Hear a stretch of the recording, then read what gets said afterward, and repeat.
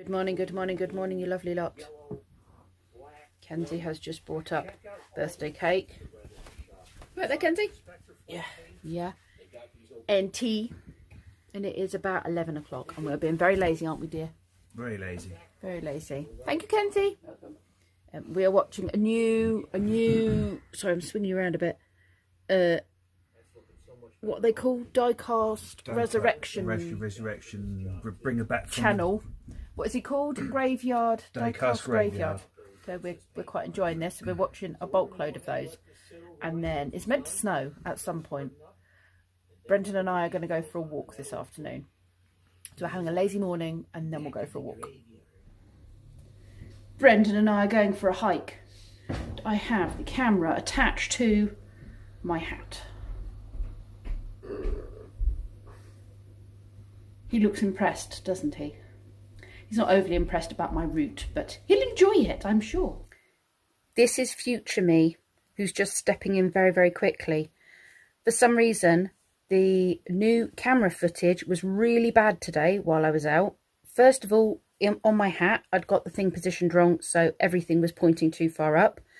And there's these marks, these circles that you'll see. I don't know if that is flare from light, even though it wasn't very light. But it looks really grainy. So there's a lot of footage that I have included that's really poor quality, but I've added it anyway. And if anyone can tell me why it's done that, I would be very grateful, because the footage that I've used indoors has been fine and very clear. So I'm going to keep playing with it indoors and outdoors. But I'm just glad I took some footage of today's walk with this camera. Otherwise I wouldn't have had anything. As you were.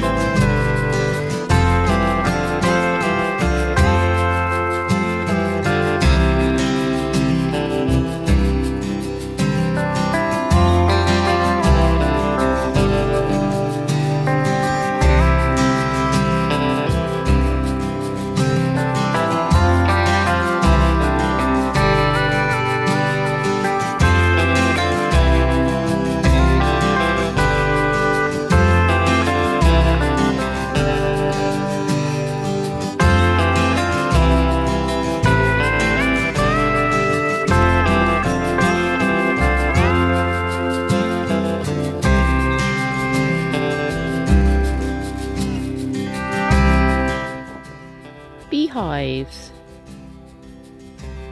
all here, and then I think, not 100% sure, I think I have to go down the side of this pile to get back onto the footpath. I think this is not a route I've done before. I don't know, looks like a dead end, doesn't it? I don't know. A lot of turnips or something here. Is this waste crop that... Yeah, it does look like waste crop, doesn't it? All these onions and oranges. That's interesting. And what looks like a parsnip. I don't know. I can hear a farmer and I'm hoping he's coming this way, because I'd know where the footpath's gone, and I'm hoping if he comes this way he'll be able to guide me back on track. I'm going to wait here and see. Sounds like he's coming closer. There's pigs over there. I don't know, actually it sounds like he's going further away. I don't be walking on his land really.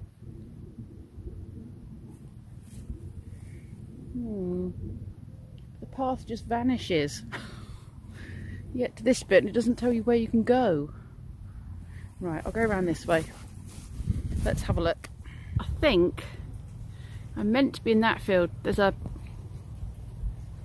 There's a pathway across the water there. I'm in the wrong field. I need to try and get in that field now, but there's fencing. Right, let's see if I can get in that field.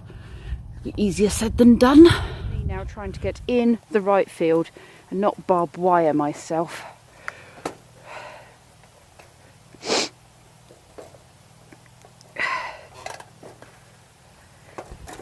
Okay, I have located which field I am meant to be in. It is not this one, it is that one, and then that one. Right. So I need to get across, but it's very slippy.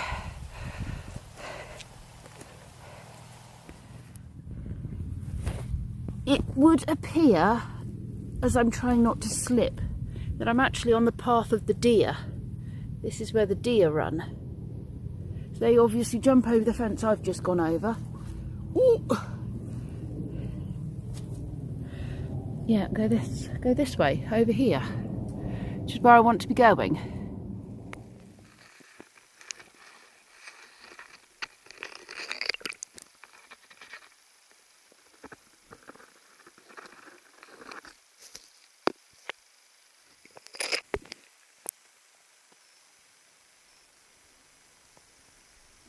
So now I've found myself on the Oxfordshire Way.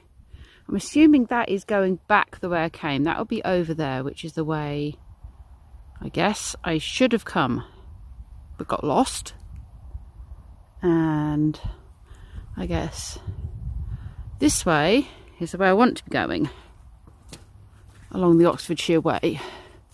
Let's find out, shall we? Oops. So apart from the main route, the main road, I haven't actually seen another person. And even the main road was really quiet. Bearing in mind it's Monday, I guess most people are still on their Christmas holiday, but there will be people that have to work. But I crossed the big main road at the top, no problems whatsoever. And that's quite a pain in the neck when you're a driver to get across that junction. So walking is even harder. I think I've worked out roughly where I am. I recognise those new houses over there. I've driven that way a few times, quite a few times. I think I'm heading towards a church, I believe. But I've definitely got back on the footpath, so that's good. Let's go and have a little look. These are nice houses here, let me show you.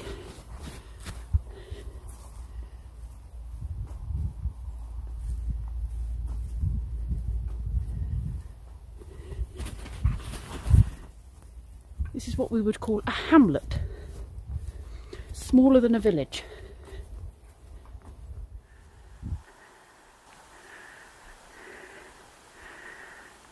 Right, that's private then.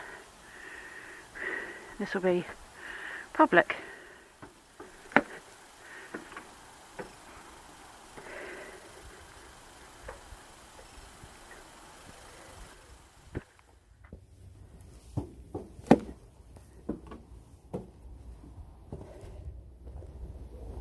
Now I have been this way before. I walked this way a couple of summers ago, I think.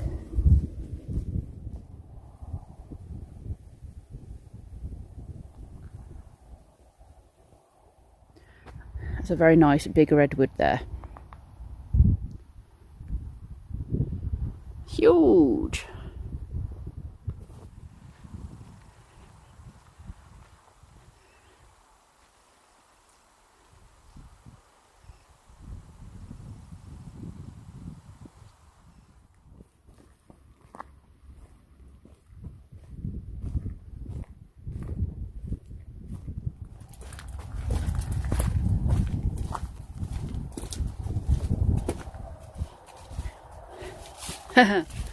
Bull in the field.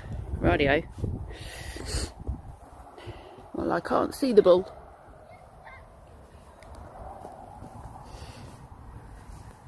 Action cam has died, so I've just put it on to charge up. Right. There's a cricket club over there.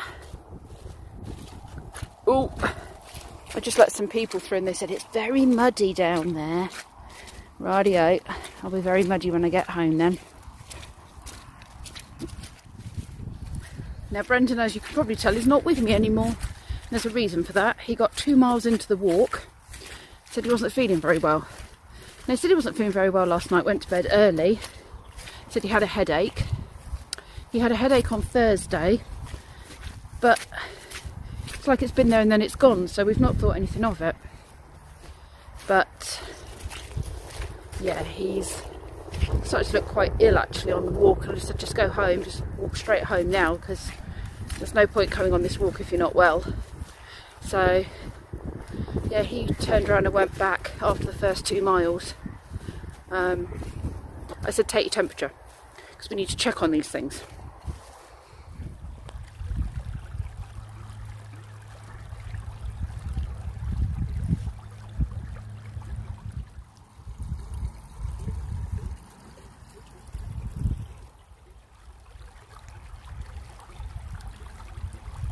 My phone is getting very low on battery, so I'm not going to be able to film very much more.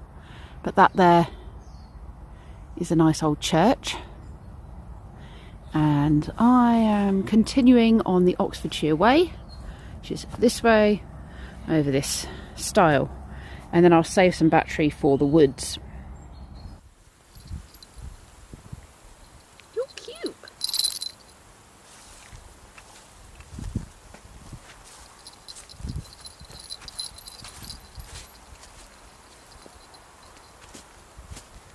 You show me the way.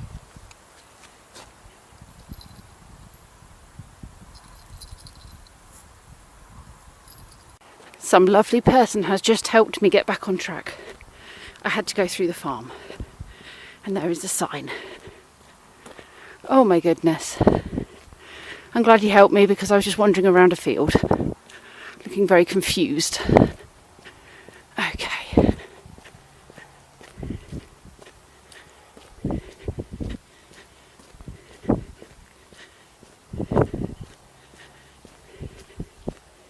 I think I want...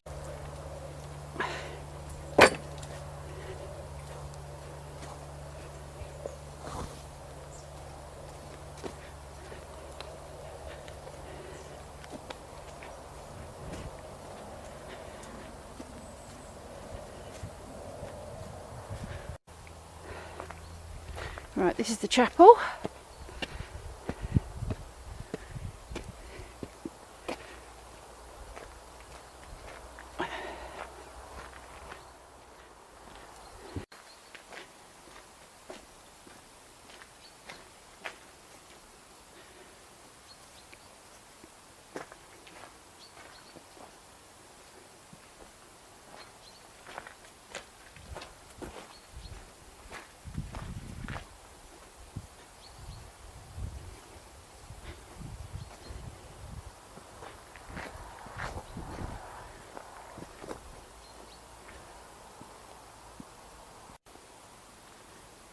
Beautiful.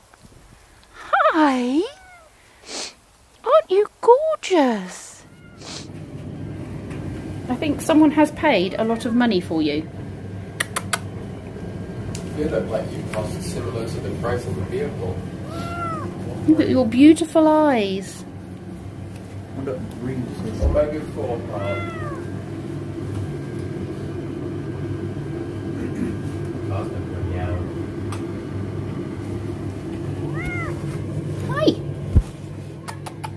You're absolutely covered in mud. And pops do my like because it smells. Yeah, you do smell funny. Meow. Hi. Could be a Persian cat. There's a bit of Persian-y look, but... Ragdoll. That looks a lot like it. Yeah? That's a ragdoll cat. It's a ragdoll, is It's a it? ragdoll. Is it? They're very expensive. Oh. It's a ragdoll. Maybe. Let me see. Ragdolls are really expensive. Oh, you show the price tag. Meow. Yeah, I put my head and it kept rubbing its head against my head. It's not particularly old, is it? No, it doesn't look very old.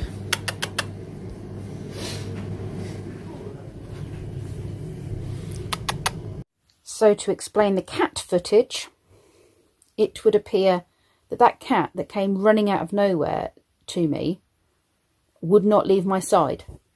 I walked through the rest of the woods and it wouldn't leave me alone. It was crying and wrapping itself around my legs, and I was like, you must belong to somebody, off you go, off you go. Nope, it was not leaving my side. Then it saw some dogs. I hadn't even seen the people with the dogs, and it ran up my leg and sat on my shoulder. I wish I'd got my camera, but both my phone had died at this point and my action cam, so I couldn't have any footage of that. The last shot you'll see from the walk was the cat running over to me and me saying how cute it looked. Yeah, and then it sat on my shoulder. This dog came running over barking at it, and it sat there until I'd walked far enough over that it could reach a tree, and then it ran up the tree. It waited at the tree for these people to leave, and then it ran down and just ran back up my leg and onto my shoulder again.